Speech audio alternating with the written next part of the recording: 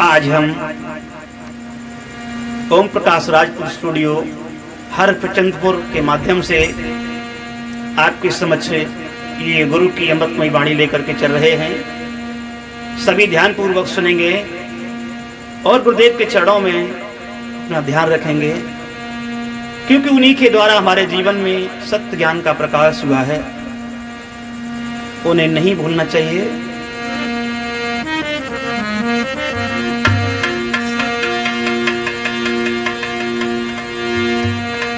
क्योंकि जिनके जीवन में सद्गुरु नहीं मिलते हैं उनका जीवन अंधकार का होता है, और जो अंधकार में व्यक्ति जीवन जीता है तो कहीं भी ठोकर खा सकता है। एक प्रकाश का जीवन होता है तो प्रकाश में सारी वस्तुएं दिखाई देती हैं, अंधकार में कुछ दिखाई नहीं देता है। सज्जनों,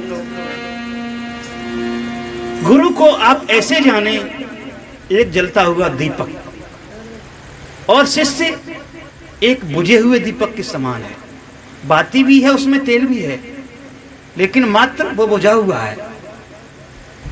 कहीं वो जाकर के स्पर्श हो जाए जलते हुए दीपक से तो शिष्य के अंदर भी वो प्रकाश हो जाता है। तो बताया है कि संगत के प्रभाव से मनुष्य का जीवन बदल जाता है।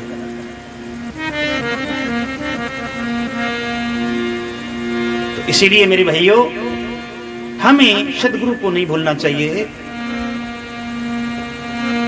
बताया है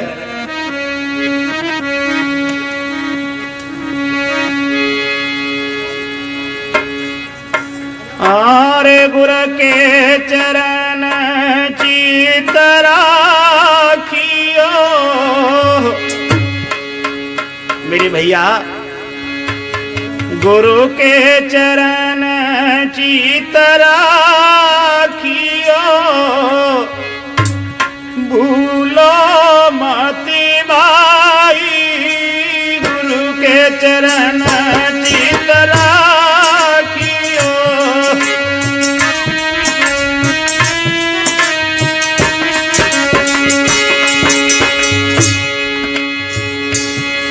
भूलो मति भाई। गुरु के चरण चित राखियो, भूलो मति भाई। गुरु के चरण चित राखियो। बहुत अच्छे।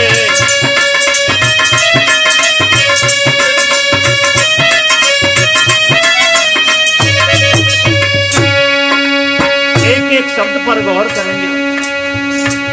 इस प्रकार से गुरु के चरणों में चित्त रखने से जीवन का परिवर्तन होता है। एक बिगड़ा हुआ मनुष्य सज्जन बन जाता है।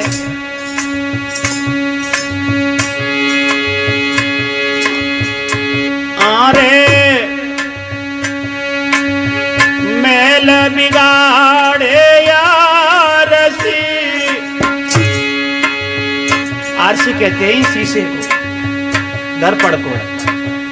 दर्पण पर धूल लग जाती है तो चेहरा दिखाई नहीं देता है। यह दर्पण का उदाहरण देकर के सद्गुरु समझाते हैं अंतःकरण को। ये अंतःकरण भी हमारा एक दर्पण है। इसमें जब मल विक्षेप आवरण की गंदगी जम जाती है तो अपने सत्य स्वरूप को मनुष्य भूल जाता है, ये जीव भूल जाता है। अरे मैल बिगाड़ी आलसी, जामी बुद्धि छिपी जाई। मैल बिगाड़ी आलसी, जामी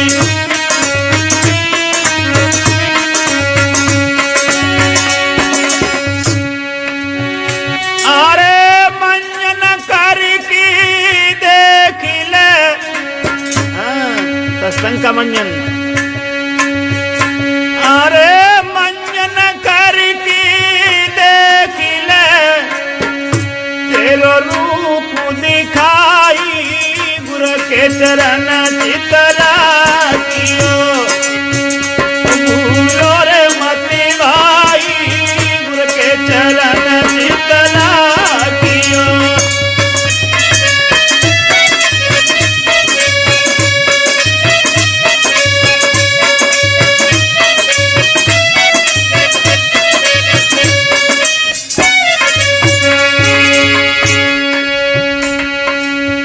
मंजन करके देख ले तेरा रूप दिखाई। दूसरा धाड़ दिया है साहब जी ने, अरे काई तो ढाके नीर को। काई तालाब में आपने देखी है, जब पानी भरा रहता है काई जो है नीर को ढांक लेती है। अरे काई तो ढाके नीर को, जलो नाई दिखाई। काई तो ढाके नीर को,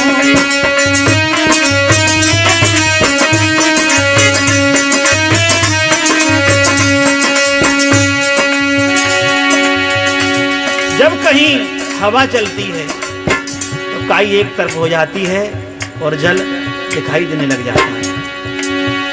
ऐसे ही गुरु ज्ञान की जब शब्द की जब हवा लगती है तो वो काई फट जाती है। पर काऊ काऊ की सत्संग में बैठे तब तक सत्संग से न हटे, फिर वहीं की वहीं पहुंच जाते काई। सजनों, वो काई एकदम अलग हो जाए तो हमारा अंतःकरण निर्मल हो जाए। अरे पवन चले हटी जाई रे, अरे पवन चले हटी जाई रे, जल परे दिखाई। गुरु के चलन चितरा दियो, भूलो रे मति भाई। गुरु के चलन चितरा दियो,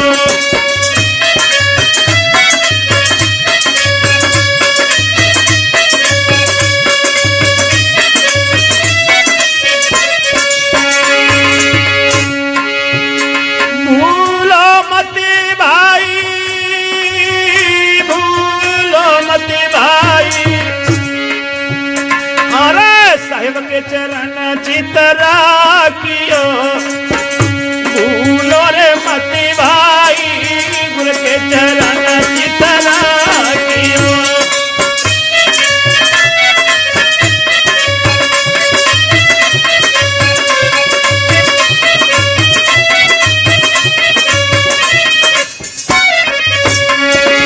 ये बात। और तीसरा धाड़ कौन सा दिया है साहब ने? अरे खारी रे बारी समुद्र की। खारी बार, बार कहते हैं, किसको कहते हैं बार? जल को। जल जो है समुद्र का खारी होता है, उसको कोई पीता नहीं है, नमकीन होता है। लेकिन वही जल जब बादलों को संग करता है पवन के द्वारा,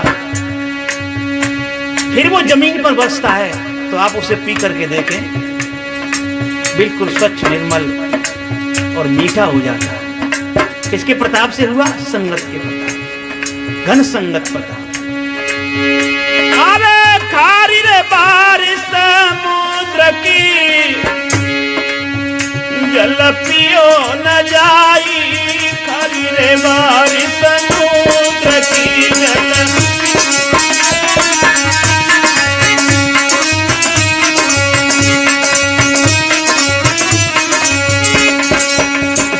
से दुर्जन भी सज्जन बन जाते हैं। जब अच्छे महापुरुषों का लगातार संग करते रहते हैं तो कौन बैठने देता दुर्जनों को अपने पास में?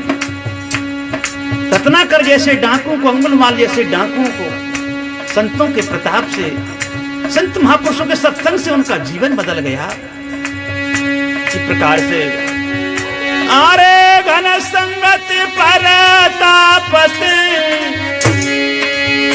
अरे घन संगत परतापत, मीठो है जाई। गुरु के चरण चितरा कियो, भूलो रे मति भाई। गुरु के चरण चितरा कियो।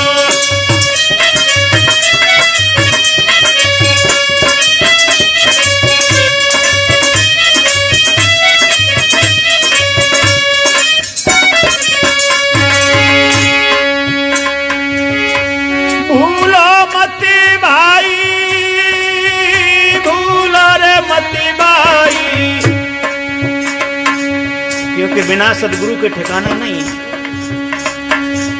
देख लो संसार में सब अपने अपने मतलब के स्वार्थ के लिए, केवल सतगुरु ही भगत जगत में दुख से छुड़ाने वाले, अन्यथा भव सिंधु में कुटुंब के सब हैं डुबाने वाले।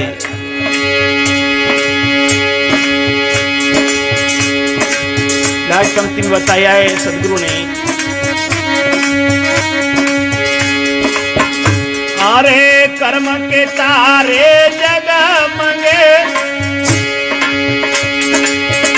अरे कर्म के तारे जगमगे, अंधियारी छाई कर्म के तारे जगमगे।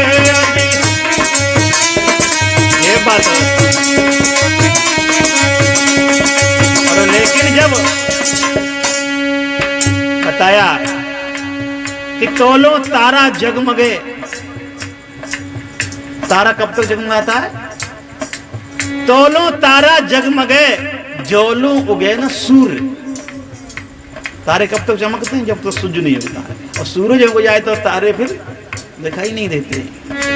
ध्यान रखना, इसी प्रकार से सद्गुरु रूपी सूर्य जब जीवन में उदय हो जाता है, ज्ञान रूपी सूर्य, तो फिर ये कर्मों का बंधन सब लुप्त हो जाता है।